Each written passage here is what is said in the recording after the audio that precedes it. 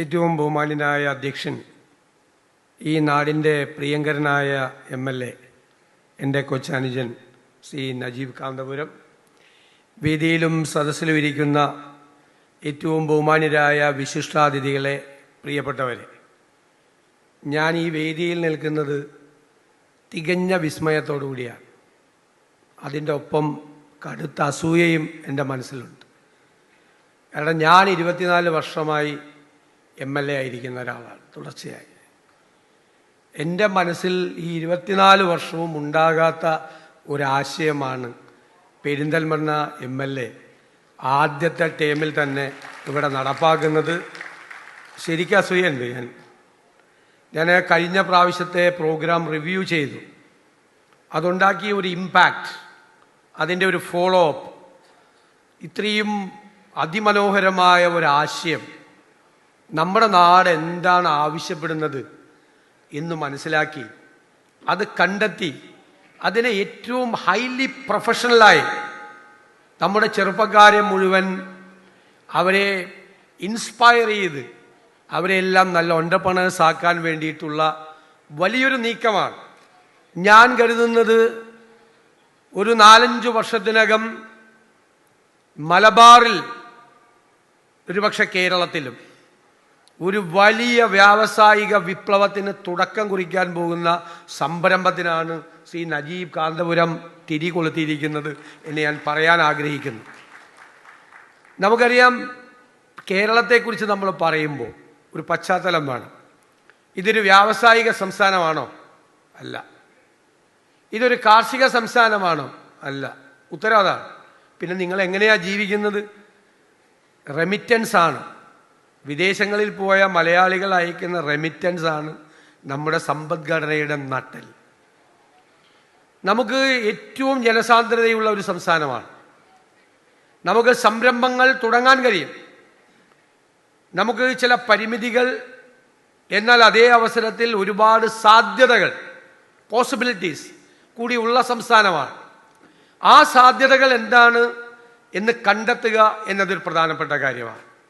നമ്മൾ നേരിടുന്ന ഏറ്റവും വലിയ വെല്ലുവിളി അതിമനോഹരമായ ഒരു അധ്യക്ഷ പ്രസംഗത്തിലൂടെ അദ്ദേഹം ഇവിടെ സൂചിപ്പിച്ചു. നമ്മൾ എപ്പോഴും പറയും, ഞങ്ങളൊക്കെ ചെറുപ്പത്തിലെ പഠിച്ചു വന്നത്, ഞങ്ങളുടെ ജനറേഷൻ പഠിച്ചു വന്നത് ഈ ജനസംഖ്യ എന്ന് പറയുന്നത് വലിയ പ്രശ്നമാണ്, ഫാമിലി പ്ലാനിങ് വേണമെന്നാണ്.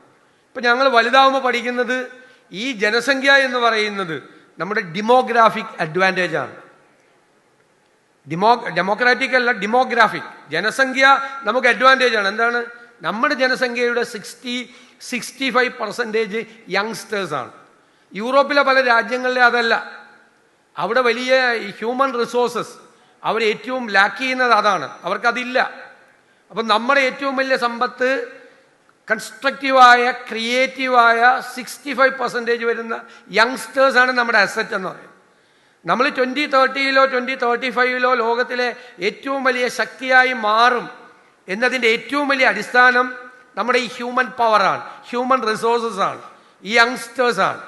ബട്ട് അൺഫോർച്ചുനേറ്റ്ലി ഈ ബ്രെയിൻ ഡ്രെയിനാണ് നടക്കുന്നത് കേരളത്തിൽ നിന്ന് പുറത്തേക്ക്. മാത്രമല്ല, കേരളത്തിൻ്റെ ബർത്ത് റേറ്റ് പരിശോധിച്ചാൽ ഷോക്കിംഗ് ആണ്. ഭയങ്കരമായി താഴേക്ക് വന്നുകൊണ്ടിരിക്കുകയാണ് കേരളത്തിൻ്റെ ബർത്ത് റേറ്റ്.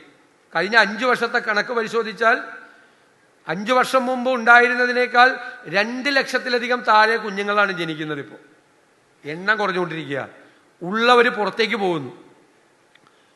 അപ്പോൾ അവരെ ഇവിടെ നിർത്തണ്ടേ? നമ്മുടെ ഇക്കോണമിയെ ബാധിക്കും. നമ്മുടെ സോഷ്യോ ഇക്കണോമിക് ഡെവലപ്മെൻറ്റിനെ അത് കേരളത്തിനെ ബാധിക്കും. നമുക്ക് ഈ കുഞ്ഞുങ്ങളെ ഇവിടെ നിർത്താൻ കഴിയണമെങ്കിൽ അവർക്കൊരു സുരക്ഷിതത്വം വേണം. അവർക്കുള്ള സാധ്യതകൾ ഇവിടെ ഉണ്ടാകണം. അവർക്ക് ഇവിടെ നിൽക്കണം. എനിക്ക് എൻ്റെ നാട്ടിൽ നിൽക്കണം. ഒരു കോൺഫിഡൻസ് ഉണ്ടാകണം. എൻ്റെ നാട്ടിൽ നിന്നുകൊണ്ട് എനിക്കൊരു സംരംഭം തുടങ്ങി ഒരുപാട് തൊഴിൽ സാധ്യതകൾ ഉണ്ടാക്കി, വെൽത്ത് ഉണ്ടാക്കി, എൻ്റെ അംബീഷൻ അനുസരിച്ച് കാര്യങ്ങൾ ചെയ്യാൻ കഴിയുന്ന ഒരു ആംബിയൻസ്, ഒരു അറ്റ്മോസ്ഫിയർ, അല്ലെങ്കിൽ ഒരു ഇക്കോസിസ്റ്റം ഇവിടെ ഉണ്ട് എന്ന് അവനൊരു കോൺഫിഡൻസ് ഉണ്ടാകും. അതുണ്ടാകാൻ വേണ്ടിയിട്ടുള്ള ശ്രമമാണ് ഇതുപോലുള്ള സംരംഭങ്ങൾ. ഇപ്പം സ്റ്റാർട്ടപ്പ് എന്ന് പറയുന്നത് ഒരു ഫസ്റ്റ് ജനറേഷൻ തുടങ്ങുന്ന ഒരു സംരംഭമാണ്, അല്ലേ? നേരത്തെ ബിസിനസ്സുകാരായിരുന്നൊരു കുടുംബത്തിലെ ആളാകണമെന്നില്ല, തുടങ്ങിയാണ്. തുടങ്ങുമ്പോൾ ആദ്യം എന്താണ് വേണ്ടത്? ആദ്യം വേണ്ടത് ഒരു ബിസിനസ് ഐഡിയ അല്ലേ? ഒരു ബിസിനസ് ഐഡിയ. ആ ബിസിനസ് ഐഡിയയെ നമ്മൾ എന്താ ചെയ്യണത്? Refine that business idea. അതിനെ ഒന്നുകൂടി തേച്ച് മിനുക്കി അതൊരു നല്ല ആശയമാക്കി മാറ്റുക. അതിന് നമുക്ക് വി നീഡ് മെന്റർഷിപ്പ്, ഗൈഡൻസ് നമുക്ക് ആവശ്യമുണ്ട്.